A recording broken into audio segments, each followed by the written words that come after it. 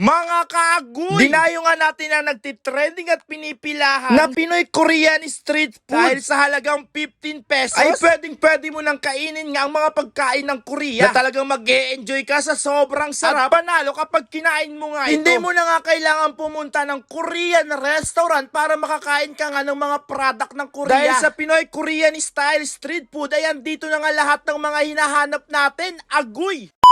Ngayong araw nga yan, dito nga tayo sa CSI Warehouse sa may Lukaw, Dagupan City. Dahil kakain nga tayo sa mga Korean street food. Nabalitaan ko nga na meron nga dito sa CSI Lukaw. At napakamura nga ng kanilang mga benta. At talagang affordable talaga sa budget. Basta pasukin nyo lang mismo yung food court na yan. Dahil dyan sila matatagpuan. Kasi nga mga kaagoy sa halagang 15 pesos, makakain mo na nga lahat ng mga gusto mo dito. Meron nga mga corn dog, gimbap, o ramyeon, mado, at gimmari na talagang nagkakahalagang 15 pesos lang. O di ba mga kaagoy, napakasulit. Kaya ako sinabing nagtitrending at dinadayo talaga tong Pinoy style Korean street food. Dahil nga hindi nga sila nauubusan ng customer. Ituloy pa rin kasi ang pagbili ng mga customer sa kanilang benta. Bukod doon mga kaagoy, meron na silang benta ditong kimchi na nagkakahalagang 15 pesos. Ganitong Korean street food ay talagang hindi dapat palalagpasin. Aba, itsura pa lang sobrang sarap na. Nasubukan nyo na bang kumain ng ganitong street food? Bali hindi lang din sa CSI Lukaw ang pwesto nila, meron din sa Robinson Calasiao. Ito na talaga yung napuntahan kong Korean street food na napakamura talaga. Sa halagang 15 pesos ay makakain ko nga lahat ng kanilang paninda. At bukod doon mga kaagoy, kung gusto mo nga ng mix, meron nga silang combo. Kakahalagang 85 pesos at makakain mo na nga lahat. Kaya mga kaagoy, subukan nyo itong benta nila ditong Pinoy Korean street food. Bukod sa napakamura na nga, ay mabubusog ka pa. Basta mga kaagoy, kapag nasa CSI Lukaw kayo, tabi lang sila mismo ng World of Fun. Basta puntahan nyo na lang yung mismong food court. Nag-e-enjoy nga ako habang kumakain nga dito. Matagal-tagal na rin kasi ako hindi kumakain ng Korean food. Isa rin sa pinakamasarap ko sa mga Korean food yung mga noodles nila. Saktong-sakto meron silang benta ditong ramyeon. At 45 pesos lang yun. Para hindi na nga ako mabitin mga kaagoy, sinubukan ko nga na lahat ng kanilang mga benta dito. Kwento ko lang pala mga kaagoy, meron pala ako mga pinsang mga Koreano at Koreano. Sa kanila rin ako natutong kumain ng mga Korean food. Kaya nahiligan ko na nga rin kumain ng mga Korean. Dahil nga sa sobrang sarap nga ng kanilang mga benta.